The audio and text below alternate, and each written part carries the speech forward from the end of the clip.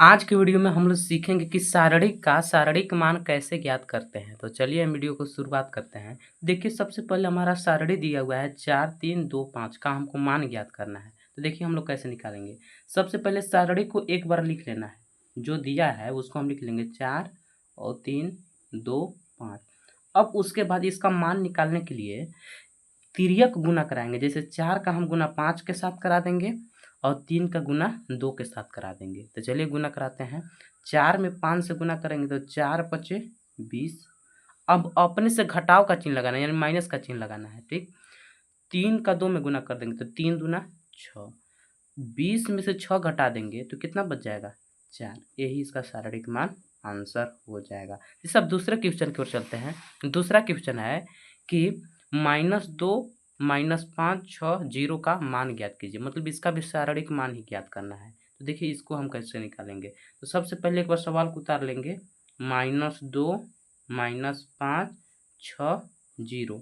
अब इसके बाद क्या करना है, इन लोग का तिर्यक गुना कराना है। तिर्यक मतलब तिरछा तिरछी गुना कराना है।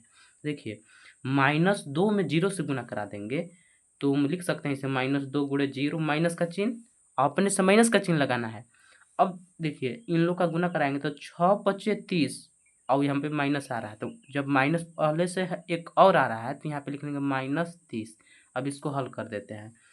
-2 का 0 के साथ गुना कर देंगे तो 0 हो जाएगा, माइनस माइनस प्लस, यानी 0 में 30 जोड़ देंगे कितना हो जाएगा? 30 आंसर। अब हम लोग 3 क्रॉस 3 सारणी का मान ज्ञात करना सीखेंगे। तो देखिए जैसे हमारा ये सवाल दिया है 1 2 3 4 3 2 0 2 1 का मान ज्ञात करना है। तो हम लोग इसका कैसे निकालेंगे? तो देखिए एक बार सवाल को उतार लेना है। ठीक, 1 2 3 4 3 2 0 1 2, सॉरी यहाँ पे 2 है और यहाँ पे 1 है। अब उसके बाद देखिए क्या करना है। देखिए इसको बोला जाता है हाँ जी, देखिए इसको बोला जाता है कॉलम। ये जो सीधा सीधी देख रहा है ना, इसको कॉलम बोला जाता है। क्या बोला जाता है? कॉलम, जिसको हम लोग सी से दर्शाते हैं। क्या चीज से दर्शाते हैं? सी से। पहला कॉलम है तो C1, दूसरा कॉलम है तो C2, तीसरा कॉलम है तो C3। अब उसके बाद इसको बोला जाता है रो। रो मतलब होता है पंक्ति। तो रो को R से दर्शाएंगे, इसलिए R1 R2 R3। तो देखिए आप तो इसका शारीरिक मान C1 के हिसाब से भी निकाल सकते हैं और R1 के भी हिसाब से निकाल सकते हैं या C2 के भी हिसाब से निकाल सकते हैं। तो चलिए हम यहाँ पे शारीरिक मान R1 के हिसाब से निकालेंगे। लिखेंगे R1 के सापेक्ष सापेक्ष हम लोग किसका शारीरिक मान निकाल रहे हैं। तो देखिएगा ध्यान से। जैसे देखिए R1 का पहला अवयव कितना है? 1, तो यहाँ पे लिख लेना है 1। अब देखिए 1 के बाद क्या करना है, जैसे यहाँ पे 1 है ना, तो 1 के आमने सामने अवयव को छिपा लेना है। देखिए जब इसको छिपाए तो क्या क्या बच गया।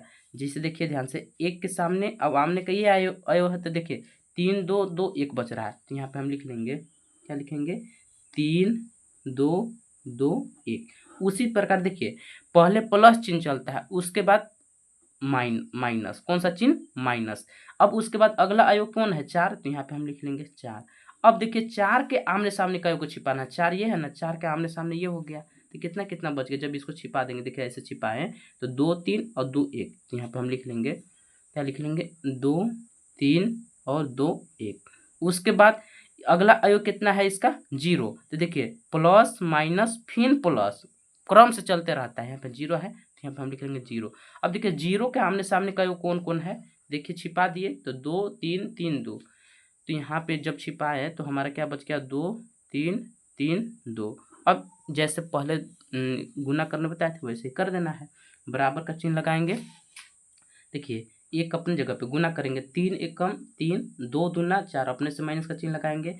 फिर अगला अवयव है -4, गुना कर देंगे, 2 एकम 2 और 3 दूना 6 प्लस 0, 2 दूना 4 3 त्रिका 9।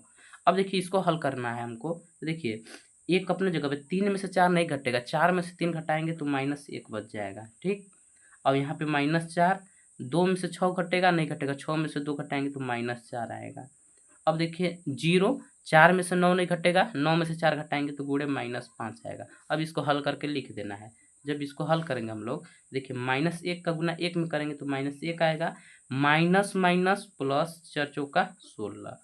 और जीरो में -5 से गुना करेंगे तो जीरो ही हो जाएगा। अब इसको हल करना है, -1 प्लस जीरो को। देखिए प्लस माइनस क्या होता है, प्लस माइनस माइनस होता है, माइनस का मतलब होता है घटाव करना। तो 1 में से 16 नहीं घटेगा, 16 में से घटाएंगे तो कितना बचेगा, 15। अब इसमें बड़ा अंक कौन है, 16 है कि 1, तो कहेंगे कि 16 16 क्या चिन्ह है प्लस, यहाँ पे हम लगा देंगे प्लस, यही इसका हो जाएगा आंसर।